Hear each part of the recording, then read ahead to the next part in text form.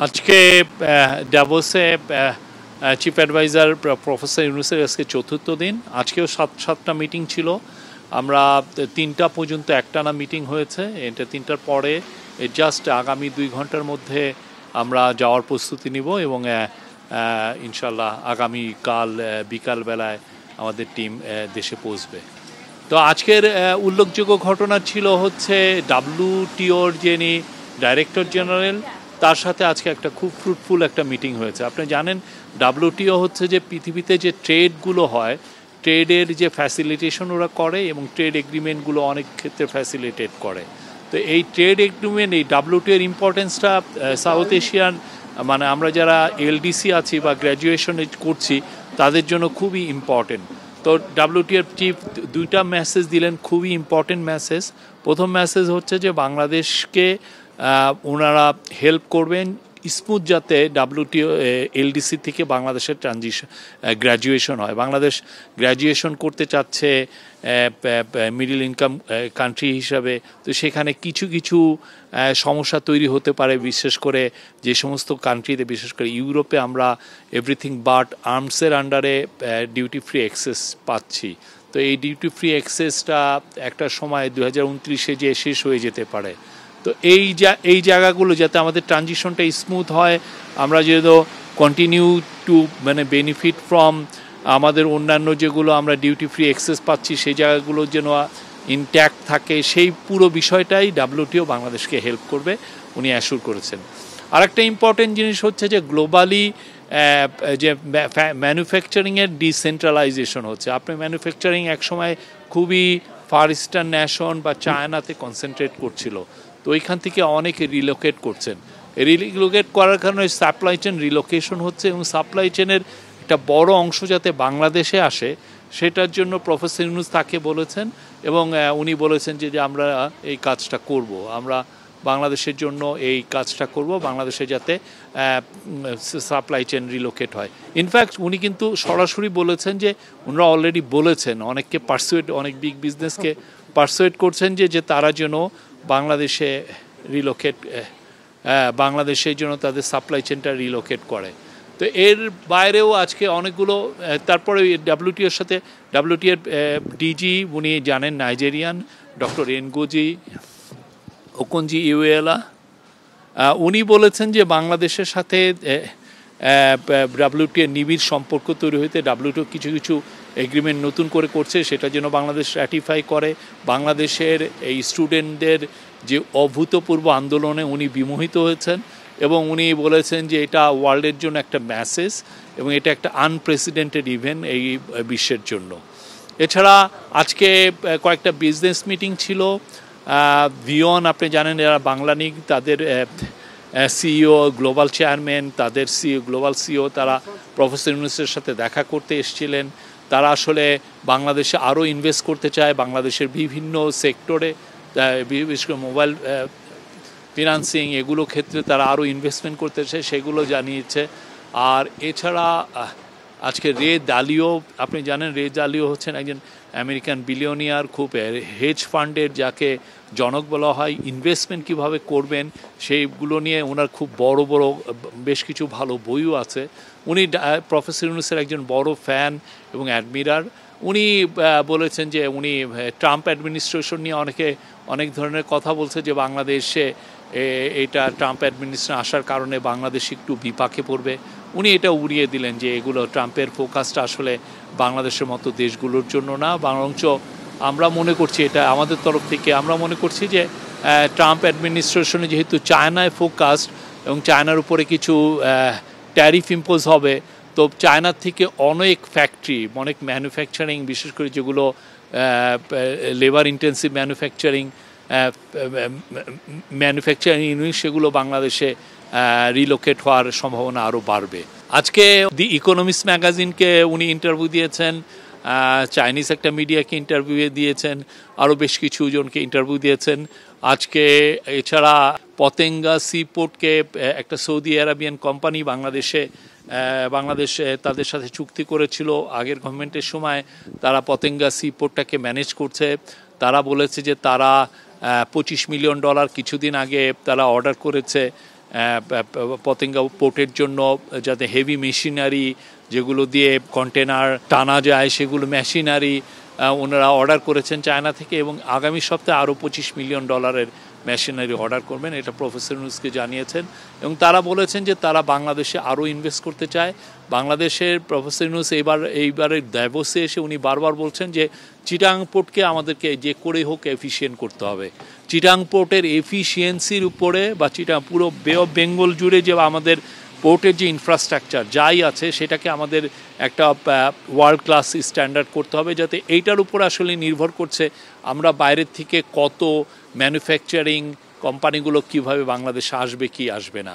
তারা আসলে দেখতে চায় যে পোর্ট এফিসিয়েন্সি কত। পোর্টে যদি দেরি হয় কোনো জিনিস প্রসেস করতে, তাহলে সমস্যা যেটা হয় যে সেক্ষেত্রে বড় বড় কোম্পানি যারা অর্ডার দেয়, মানে ওয়েস্টার্ন কোম্পানি যারা আমেরিকা বা ইউরোপের, তারা আসলে তাদের পণ্যটা খুব দ্রুত বানিয়ে নিয়ে দেশে আবার তাদের দেশে নিয়ে আসতে চায়, যে বায়াররা, ব্র্যান্ডরা বা রিটেলাররা। তো এর জন্য আপনার সাপ্লাই চেনকে স্মুথ করতে হবে। সেই জন্যই আসলে চিটাগাং পোর্টটাকে এই ইন্টারিম গভর্নমেন্টের মূল ফোকাসের জায়গা চিটাগাং পোর্ট। চিটাগাং পোর্ট যদি বাংলাদেশের ঠিক হয়, সেখানে যদি কনজেশন না থাকে এবং এইখানে যদি আমরা কাস্টমসের জন্য করাপশন যদি না থাকে, তাহলে যেটা হবে যে প্রচুর ইনভেস্টমেন্ট আসবে। তো এই পুরো ড্যাভোসের আজকে যখন আমির আলী রেজা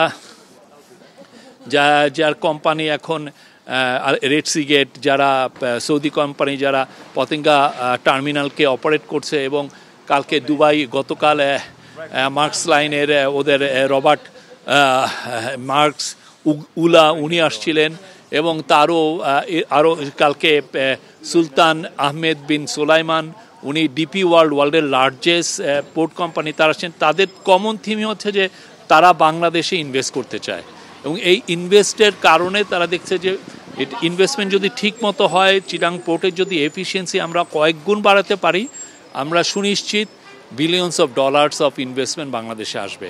এটা তারাও বলেছে। প্রফেসর ইউনূসও এই মেসেজটা ড্যাভোসে এসে সবাইকে দিয়েছেন যে তাদের বাংলাদেশের এটা একটা খুবই একটা ভাইটাল জায়গা, যেটা এই বাংলাদেশে ইন্টারিম গভর্নমেন্ট এই জায়গাটায় রিফর্ম করবে। সেটা নিয়ে স্পেশাল এনভয় লুৎফে সিদ্দিকী কাজ করছেন, চিটাগাং পোর্ট কর্তৃপক্ষ কাজ করছেন। পুরো ইন্টারিম গভর্নমেন্টের পুরো রিফর্ম, ইকোনমিক রিফর্মের একটা বড় অংশ জুড়ে থাকবে চিটাগাং পোর্ট। আজকে এটা নিয়ে আরও আর এই যে তিনটা বড় কোম্পানি বা বাইরের কোম্পানিগুলো যে বাংলাদেশে ইন্টারেস্ট শো করেছে, এই ইন্টারেস্ট শো করার বড় মেসেজটা হচ্ছে যে Bangladesh is now open for business. বাংলাদেশে 15 বছরে যে লুটপাট চোরতন্ত্র শেষ হয়েছে, বাংলাদেশ এখন বিজনেসের জন্য সম্পূর্ণভাবে প্রস্তুত, এবং যে কোনো ডিল, যে কোনো ইন্টারন্যাশনাল বড় কোম্পানি বাংলাদেশে এসে ডিল করতে পারে। এবং আমরা আশা করছি যে ফরেন ডাইরেক্ট ইনভেস্টমেন্ট যদিও গত কয়েক মাসে কমে এসেছিল, জানেন এটা গত আওয়ামী লীগ গভর্নমেন্টেরই চলে যাওয়ার ইম্প্যাক্ট। এখন আবার আমরা আশা করছি যে আগামী বছর, বিশেষ করে এই 2025-2026-2026-এ massive amount of foreign direct investment আসবে। এবং গ্লোবাল প্রফেসর ইউনূসের কথা, উনি চান বাংলাদেশ একটা বড় রকমের একটা এক্সপোর্ট হাব হবে, যেখানে বাংলাদেশের সমস্ত ছেলে মেয়ে বাংলাদেশের মিলিয়নস অফ জব এটা তৈরি করবে। সে লক্ষ্যে আমরা ড্যাভোসে এসেছি, এবং ড্যাভোসে আমরা বলতে পারি যে প্রফেসর ইউনূসের মেসেজটা ড্যাভোস খুব ভালোভাবে নিয়েছে। ড্যাভোসের মেসেজটা কি? গত 4 দিনে ড্যাভোসে আমরা কি পেলাম, এটা নিয়ে কোশ্চেন উঠতে পারে। আমরা যা পেলাম অভূতপূর্ব। আমাদের বিরুদ্ধে আপনি জানেন আমাদের নেইবারিং কান্ট্রির মিডিয়া ভয়ানক রকমের একটা ক্যাম্পেইন করছে। তারা বলতে চাচ্ছে যে বাংলাদেশে এক ধরনের ইসলামিস্ট গভর্নমেন্ট আসছে। দুনিয়ার এমন কোনো মিথ্যা কথা নাই, তারা প্রতিদিন প্রচার করছে। এবং এর ফলে যেটা হয় যে তারা চাচ্ছে যে বাংলাদেশের ব্যাপারে সারা বিশ্বে যাতে নেগেটিভ নিউজে ছড়িয়ে পড়ুক। কিন্তু আমরা ড্যাভোসে এসে দেখেছি যে পুরো উল্টো। সবাই প্রফেসর ইউনূসের লিডারশিপকে প্রেস করছেন। আজকে এই যে WTOর যে ডিজি ছিলেন, তিনি বলছেন যে তিনি বাংলাদেশের যে ওনার যে ইমেজের কারণেই বরঞ্চ বাংলাদেশের প্রতি পুরো ওয়ার্ল্ডের অ্যাটেনশনটা ফিরে এসছে প্রফেসর ইউনূসের ইমেজের কারণে। বাংলাদেশে স্ট্যাবিলিটি ফিরে আসছে, এবং এই স্ট্যাবিলিটি যে ফিরেছে এটার দেখা যাচ্ছে, এটার পুরো মেসেজটা পেয়েছে গ্লোবাল যারা টপ বিজনেসম্যান, যেখানে পোর্টের যারা ইনভেস্টমেন্ট করতে আসছে, অন্যান্য বিজনেসের অনেকে এসছেন, টপ বিজনেসম্যান, রে ড্যালিও উনি আসছে কথা করতে। তারপরে economics magazine, financial Times magazine, সবার ফোকাসটা বাংলাদেশে। তারা দেখছেন বাংলাদেশ আবার গ্লোবাল ম্যাপে ফিরে আসছে এবং Bangladesh is ready for business. এই মেসেজটা এখানে লাউড অ্যান্ড ক্লিয়ার। আর একটা হচ্ছে যে আমরা ইউরোপিয়ান দেশগুলোর কাছ থেকে অভূতপূর্ব আমরা সাপোর্ট পেয়েছি। আপনি জানেন গত মাসে ইউরোপিয়ান ইউনিয়নের 27টা অ্যাম্বাসাডার, 27টা দেশের মূলত মেজরিটি কান্ট্রিগুলোর অ্যাম্বাসাডার যারা অনেকে দিল্লিতে বেস, তারা এসেছিলেন পুরোপুরি তাদের সাপোর্টটা ইন্টারিম গভর্নমেন্টকে দিতে, জানাতে। ঠিক সিমিলারলি এখানে আসার পর আমরা ইউরোপিয়ান ইউনিয়নে মূলত যিনি ছিলেন জার্মানির চ্যান্সেলর, জার্মানির একজন খুব ইনফ্লুয়েন্সিয়াল মিনিস্টার, তারপরে হচ্ছেন সুইস মিনিস্টার এবং ইউরোপিয়ান অনেক লিডার, তারা এসে নিজের অকুণ্ঠ চিত্তে তাদের সাপোর্টটা ইন্টারিম গভর্নমেন্টকে জানিয়ে যাচ্ছেন। ইন্টারিম গভর্নমেন্ট রিফর্মের ব্যাপারে তারা সন্তোষ প্রকাশ করছেন এবং তারা মনে করছেন যে বাংলাদেশ যে ডেমোক্রেটিক ট্রানজিশনে আছে সেই ট্রানজিশনটা কমপ্লিট হবে একটা ফ্রি ফেয়ার ইলেকশনের মাধ্যমে। এবং এর ছাড়া অন্যান্য দেশের যে সাপোর্ট আমরা পেয়েছি এখানে এসে, বিশেষ করে আসিয়ান লিডাররা সবাই এসে স্যারের সাথে দেখা করেছেন। আসিয়ানে আনোয়ার ইব্রাহিম ছিলেন, সিনাওয়াত্রা যিনি থাই প্রাইম মিনিস্টার, তারপরে ভিয়েতনামের প্রাইম মিনিস্টার, তারা ছিলেন, তাদের সবার সাথে কথাবার্তা হয়েছে এবং আমরা অভূতপূর্ব সাড়া পাচ্ছি। এবং আমরা আশা করছি যে আমরা যেই প্রফেসর ইউনূস যে এই মুভটা নিয়েছেন যে আসিয়ানের মেম্বারশিপ বাংলাদেশের যে করেই হোক বাংলাদেশকে আসিয়ানের মেম্বার করতে হবে, তাহলে যেটা হয় যে বাংলাদেশ সাউথ ইস্ট এশিয়া এবং সাউথ এশিয়ার একটা ব্রিজিং পয়েন্ট হিসেবে এমার্জ করবে এবং এটা বাংলাদেশ তার জিও পলিটিক্যাল একটা লোকেশনের যে অ্যাডভান্টেজটা পুরোপুরি নিতে পারবে। তো সে আলোকে আমরা দেখছি যে ইনক্রিজিংলি প্রফেসর ইউনূসের এফার্টের কারণে আসিয়ান লিডারদের মধ্যেও একটা বড় রকমের ইন্টারেস্ট তৈরি হয়েছে বাংলাদেশকে নিয়ে এবং আশা করছি এটা এখন ওরা বলছে যে Bangladesh can be a sectoral dialogue partner, কিন্তু ইভেনচুয়ালি এমনও দিন আসতে পারে আসিয়ান মনে করবে যে না, বাংলাদেশকে তার মেম্বারশিপ করে নেই এবং আমরা সেই দিনের দিকে তাকিয়ে আছি। আরেকটা মেসেজ হচ্ছে যে বাংলাদেশের যে রিফর্মের দিকে যে দেশটা এগিয়ে যাচ্ছে সেটাও কিন্তু সবাই সন্তোষ প্রকাশ করেছেন। পুরো বিশ্ববাসী, আপনি ইউএন জেনারেল অ্যাসেম্বলি বলেন, বাকুতে COP29 সামিট বলেন বা D8 সামিট, পুরো বিশ্ববাসী দেখেছে যে বাংলাদেশে কি অভূতপূর্ব চেঞ্জ এসছে। সেই চেঞ্জের আলোকে আজকে এবারে ড্যাভোসটা এমন একটা জায়গা যেখানে পাবলিক সেক্টর, প্রাইভেট সেক্টরের সমস্ত লিডাররা এখানে আসেন। এখানে আসলে বোঝা যায় যে আপনাকে রিসিপশনটা কেমন দিয়েছে।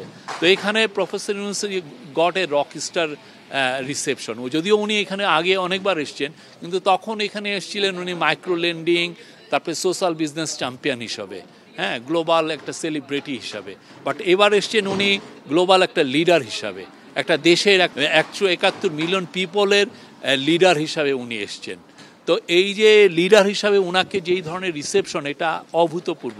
ওনাকে টাইম ম্যাগাজিনের ড্যাভোস নিয়ে টাইম ম্যাগাজিনের যে লিড স্টোরি করেছে, ওইখানের টাইম ম্যাগাজিনের ফ্রন্ট কাভারে উনি ছিলেন এবং পরে ইয়েতে দেখেন গত 4 দিনে উনি প্রায় 50টার মতো মিটিং করেছেন এবং ড্যাভোসের আপনি এক স্টেপ দেওয়ার সাথে সাথে দেখা যায় একজন লিডার এসে ওনাকে হাক করছেন।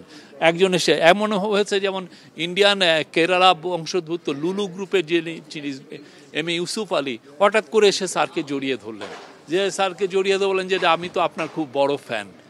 আপনি জানেন লুলু গ্রুপ খুবই বড়, পুরো